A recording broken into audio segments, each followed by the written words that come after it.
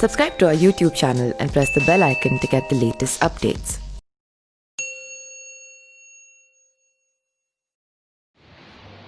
नमस्कार, मैं पिंटू सिंह यादव आप सभी का स्वागत करते हैं न्यूज़ लाइव में। मध्य प्रदेश में कांग्रेस की सरकार गिर गई और बीजेपी की सरकार बन गई, यानी कि शिवराज सिंह चौहान हैं वो मुख्यमंत्री बन गए। और इसमें सबसे जो अहम भूमिका थी वो थी कांग्रेस पार्टी के दिग्गज नेता, जी हाँ, वो नेता थे ज्योतिरादित्य सिंधिया, जो कि कांग्रेस में मंत्री, सांसद और कैबिनेट में भी मंत्री रह चुके हैं। और उन्होंने अपने पार्टी से बगावत कर 22 विधायकों को लेकर बीजेपी में शामिल हो गए थे, जिसके बाद से कमलनाथ की सरकार यानी कि कांग्रेस की सरकार अल्पमत में आ गई थी। उसके बाद ज्योतिरादित्य सिंधिया जो है वो शिवराज सिंह सरकार को सपोर्ट कर शिवराज सिंह को मुख्यमंत्री बना दिया। वैसा ही मामला जो है अब राजस्थान से आ रहा है। जी हाँ, राजस्थान की अगर हम बात करें, जिस तरीके से सचिन पायलट और अशोक गहलोत को चुनाव के बाद से ही लेकर जिस तरीके से सियासत गर्म रहता था और एक दूसरे को बाइकाट करने के लिए जो हमेशा प्रयास किया जाता था, उसका अंजाम यहाँ तक पहुँच चुका है कि अब जो है सचिन पायलट अपने 19 विधायकों के साथ गुड़गांव में डेरा जमाए हुए हैं, जिसके बाद से वो लगातार ये कह रहे हैं कि अब जो अशोक गहलोत की सरकार है वो अल्पमत में है, जिसको लेकर काफ़ी ज़्यादा राजस्थान में सियासी ड्रामा हुआ और अशोक गहलोत की लगातार जो है मुश्किलें बढ़ती नजर आई। अगर हम बात करें जिस तरीके से सचिन पायलट अपने 19 विधायकों के साथ गुड़गांव में रह रहे हैं, तो वहीं पर जो है अशोक गहलोत की मीटिंग हुई थी कि हमारे जो विधायक हैं, और जिस तरीके से सचिन पायलट ने ये कहा था कि इनकी सरकार अल्पमत में आ गई है, उसके बाद से लगातार जो है अशोक गहलोत मीटिंग पर मीटिंग बुलाते रहे ताकि उनको ये नजर आए कि आखिरकार हमारी सरकार जो है अल्पमत में है या नहीं है।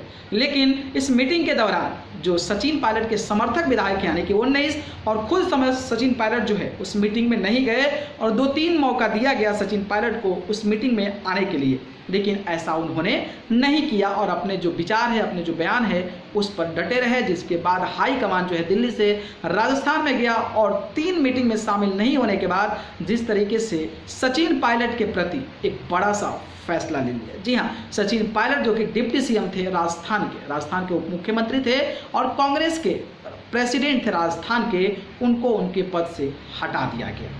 हटाने के बाद अब क्या हुआ कि सियासत और भी तेज हो गई। इसके बाद से अशोक गहलोत ने गेम खेलना शुरू किया और किसी भी तरीके से सचिन पायलट के विधायक और उनको दबाने की कोशिश की और उनके जो विधायिका का पोस्ट है यानी कि जो उनके विधायक पोस्ट हैं उनको निरस्त कराने की कोशिश की और उन सभी विधायकों को अपने स्पीकर द्वारा यानी कि सीपी जोशी के द्वारा नोटिस जारी कर दिया गया कि आप जो है इतने दिन में नहीं आते हैं तो आपकी सदस्यता रद्द हो जाएगी। लेकिन सचिन पायलट भी कहाँ मानने वाले। सचिन पायलट ने इस मुद्दे को लेकर हाई कोर्ट में चले गए। कोर्ट में जाने के बाद ये मामला सामने आया और सचिन पायलट जो है वहाँ पर जीतते नजर आए और सुप्रीम कोर्ट ने इस पर स्टे लगा दिया तो अशोक गहलोत की और मुश्किलें बढ़ गई। मुश्किलें इसलिए बढ़ गई क्योंकि ऑलरेडी सचिन पायलट ये कह रहे हैं कि आपकी सरकार अल्पमत में है। अगर बहुमत साबित होता है तो 19 विधायक अगर उल्टा वोट कर देते हैं तो फिर अशोक गहलोत की जो मुश्किलें हैं वो बढ़ सकती है। लेकिन उन्होंने गेम खेला कि इनकी अगर सदस्यता रद्द हो जाती है तो हमारे पास पूर्ण बहुमत होगा, जिसके माध्यम से हम जो है फ्लोर टेस्ट करें तो उस पर हम साबित कर पाएंगे और उसको हम जीत पाएंगे।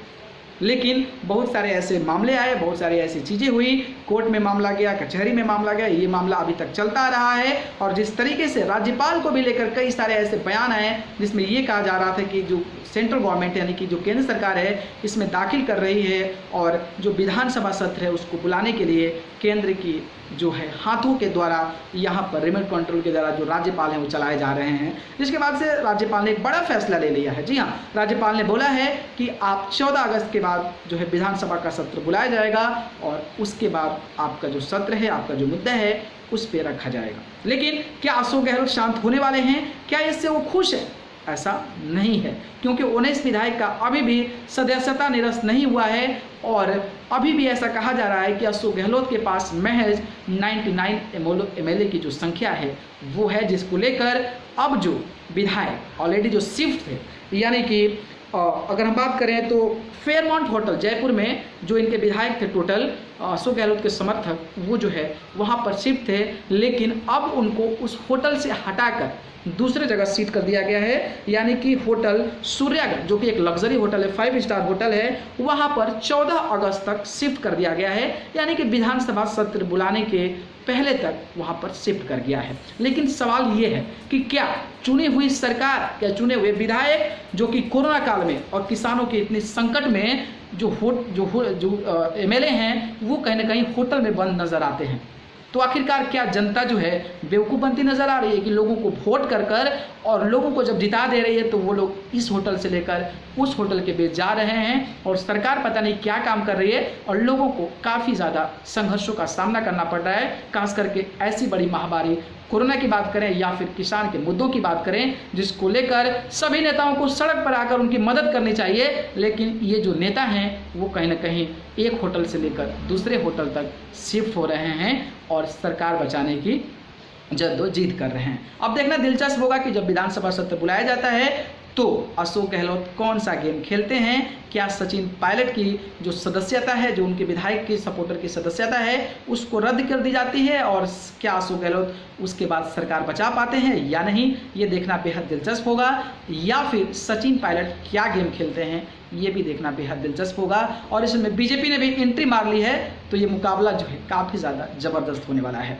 आप भी जरूर बताएं कि राजस्थान में आने वाले समय में क्या होने वाला है, क्या होगा क्या नहीं होगा, कमेंट बॉक्स के माध्यम से जरूर बताएं। अगर वीडियो पसंद आया तो इसको लाइक कमेंट शेयर करें और चैनल को पसंद करते हैं तो सब्सक्राइब कर जरूर जुड़ें। आप सभी को बहुत बहुत धन्यवाद। नमस्कार। Subscribe to our YouTube channel and press the bell icon to get the latest updates.